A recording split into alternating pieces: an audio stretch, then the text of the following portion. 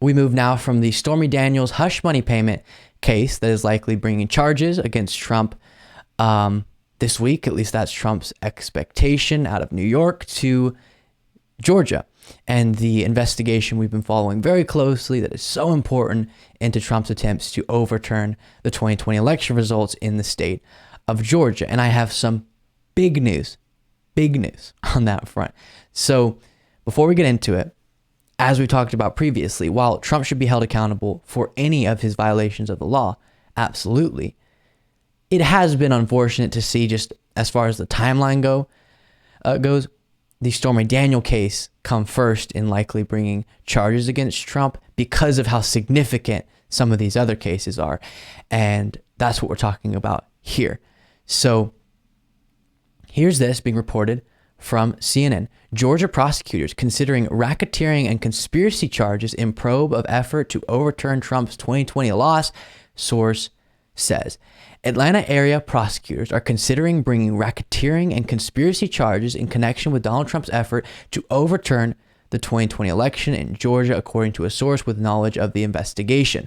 Investigators have a large volume of substantial evidence related to a possible conspiracy from inside and outside the state, including recordings of phone calls, emails, text messages, documents, and testimony before a special grand jury. Their work, the source said, underscores the belief that the push to help Trump was not just a grassroots effort that originated inside the state. The special grand jury met for roughly 7 months in Atlanta and heard testimony from 75 witnesses, including some of Trump's closest advisors from his final weeks in the White House. It recommended issuing multiple indictments in their final report, according to the jury foreperson who spoke out in a media blitz.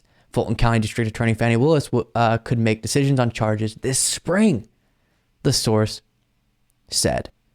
Whew, crazy. And let me get to now some interesting reporting done, let me see here, by the Atlanta Journal-Constitution that highlights some quotes from jurors who were a part of this special grand jury. And as a reminder, the special grand jury investigated, makes recommendations. Fani Willis will make a decision. But some fascinating quotes here from these jurors about this investigation. Quote, "I could honestly give a damn of whoever goes to jail, like personally," one juror said. "I care more about there being more respect in the system for the work that people do to make sure elections are free and fair." Another juror said, "I tell my wife, if every person in America knew every single word of information we knew, this country would not be divided as it is right now." And then a lot's going to come out sooner or later, one of the jurors said, and it's going to be massive. It's going to be massive, they said. So, number one, the individual saying, if people knew what we know through this investigation, we wouldn't be so divided. And the person before that saying, it's about respect for the system and the amazing work that individuals do within our election systems. And then the other saying it's going to be massive, paints a picture of they started to understand just how secure our election was and how despicable it was that Trump and others were attempting to use lies to overthrow American democracy, or in this case, the democratic process in Georgia. And before we discuss further, here's a little bit of analysis on CNN. Your reporting, Don, is so important. When we're thinking about how a case could be charged, you're always going to start with your base level crimes. And here it appears the DA is looking at potential election interference and election fraud. Now, you reported they're considering conspiracy.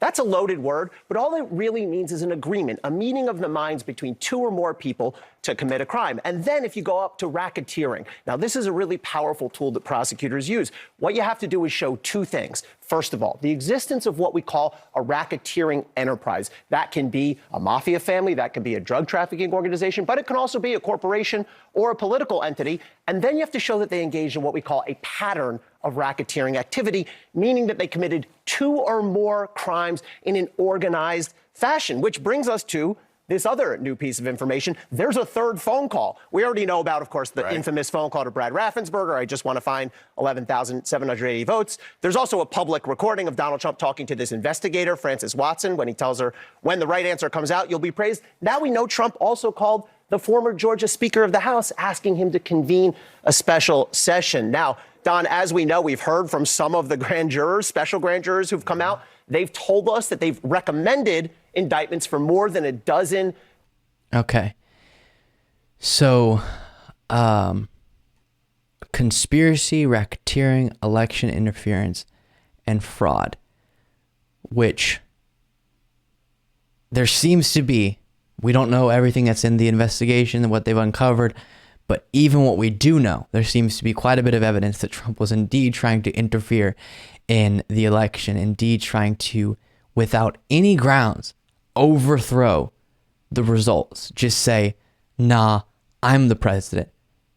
I'm going to be the president for the next 4 years, despite losing the election. And a lot of it is recorded. Find me 11,780 votes that don't exist and declare me the winner.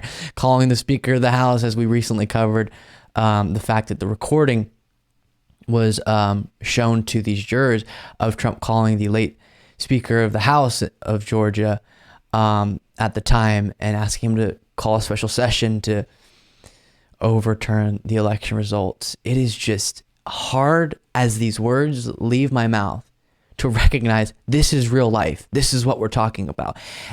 And in the spring is what is being reported. We could see charges coming out of Georgia, coming out of Fulton County, and that would be very good for democracy. Last thing on this, CNN reports, attorneys for former President Donald Trump have asked for a judge to toss the final report and evidence from a special grand jury in Georgia that spent months investigating efforts by Trump and his allies to overturn the 2020 election.